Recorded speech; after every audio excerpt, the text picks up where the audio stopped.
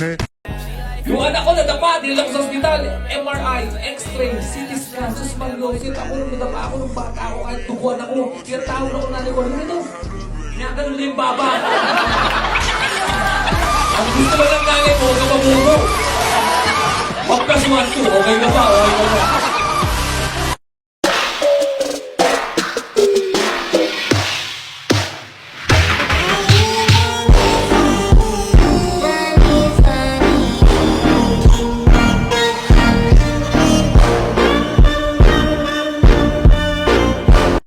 Alam nyo ba na si James Yap at tunay na pangalan na James Carlos Agravante Yap Sr. o katulad nga na sinabi ko siya, masikat siya kilala na si James Yap at pinanganak siya ng Pebrero 15, 1982 sa Escalante, Negros Occidental. Siya ay naglalaro sa kasalukuyan Rain or Shine Elasto Painter sa PBA. At alam nyo rin ba na kilala si James Yap na isa sa pinakamalaking kamay na naging basketballista sa PBA. At ang sukat nito ay wala sa Google kaya hindi ko siya masabi sa inyo. At alam nyo rin bang 2-time MVP sa PBA? At ilang beses na rin niyang nirepresent ang ating bansa paglalaro ng Gilas. Yan si James Yap at ngayon nandito ang kanyang sapatos na binibenta ko sa halagang 15,000. So ngayon, alam nyo na!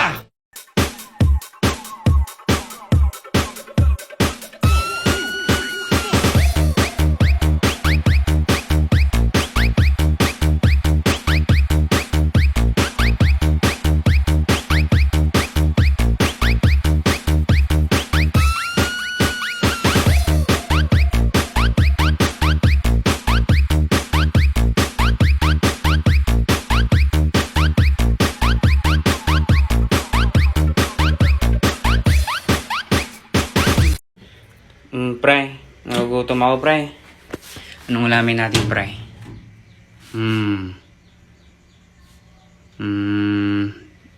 Dito tayo, pre, kay Easy Open Can.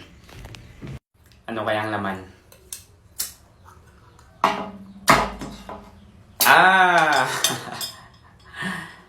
Adobo! Wow! Sarap naman ito, pre. Kain. Kuya. Game. Hi, my name is Sergeant Gilbert. I'm from Min Marcos Village, Mabalacat, Pampanga. I'm singing the Justin Bieber, the baby. Oh, ah.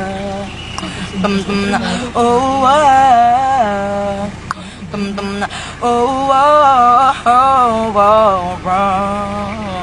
Kung ang San Juanico Bridge na itinuturing na pinakamahabang tulay sa Pilipinas ay nagawa sa loob lamang ng 4 na taon, na sinimulang itayo noong taong 1969 at natapos noong taong 1973.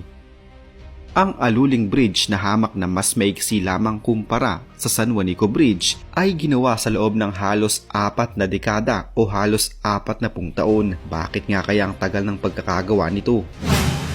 Pero bago yan, isang paglilinaw muna. Alam nyo ba na hindi naman talaga San Juanico Bridge ang pinakamahabang tulay sa Pilipinas sa kasalukuyan? Ang itinuturing na pinakamahabang tulay sa Pilipinas kung pagbabasehan ng haba nito ay ang Candaba Viaduct sa probinsya ng Pampanga.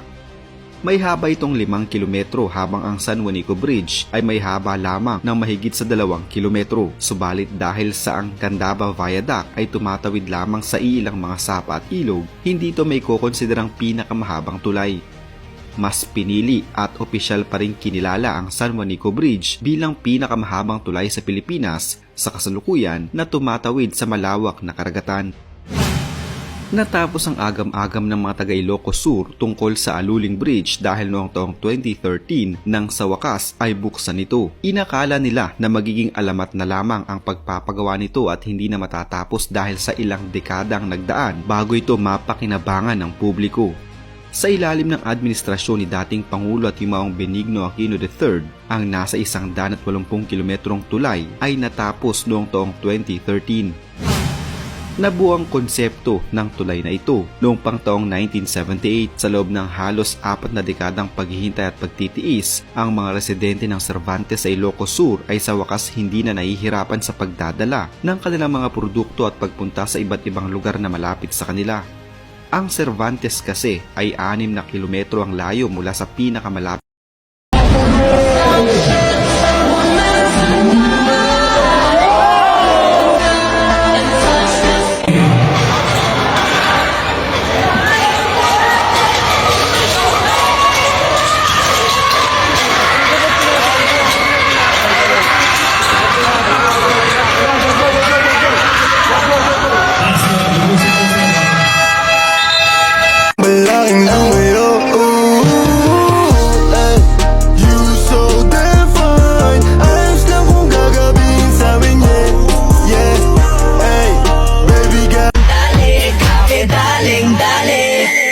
Uy, sino siya?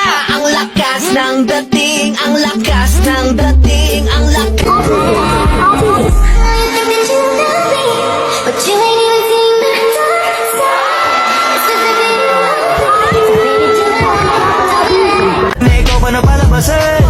Dapat ay wala kang pagkakataon na palalapasin. Bawal malambot na binte, bawal malambot na binte. Kailangan buwan dibdib, kailangan buwan dibdib. At sa sarili may bilib, sa may gustong marating. At tunay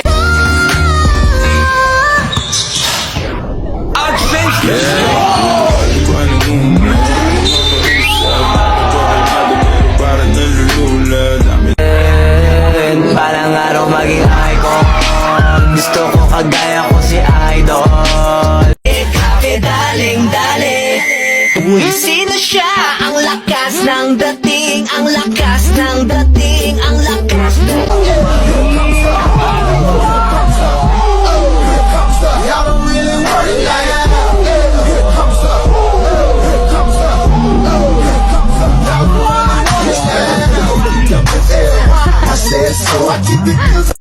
Kung kakausapin mo si Daniel Padilla ngayon, anong mensahe mo kay Daniel? Daniel Padilla, sana sama mo ako sa pelikula mo tsaka sa TV. Doon kay Catherine, anong gusto mo sabihin kay Catherine? Sino yan? Catherine Bernardo. Yung mama niya? Tugtungan time. Mataas kung nakaupo, mababa kung nakatayo.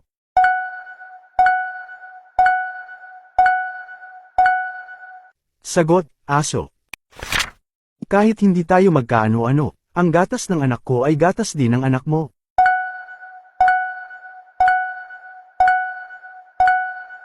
Sagot, baka. Ibon kung saan man makarating, makababalik kung saan nanggaling.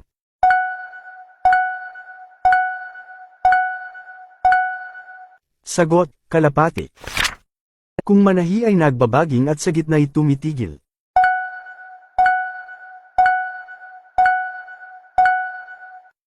Sagot, gagamba. Kinain ko ang isa, ang itinapon ko ay dalawa.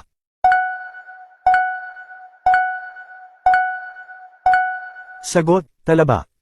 Anong score mo? Comment mo na yan. Nabaliw kaya ako, Nodo, nawala ka. Hindi ko alam kung sino ako.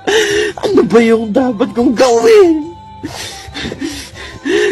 Nakalimutan ko kung sino ako. Kasi ikaw yun ang ano ko eh, katotohanan ko eh. You're my reality, Deo. Sorry ah.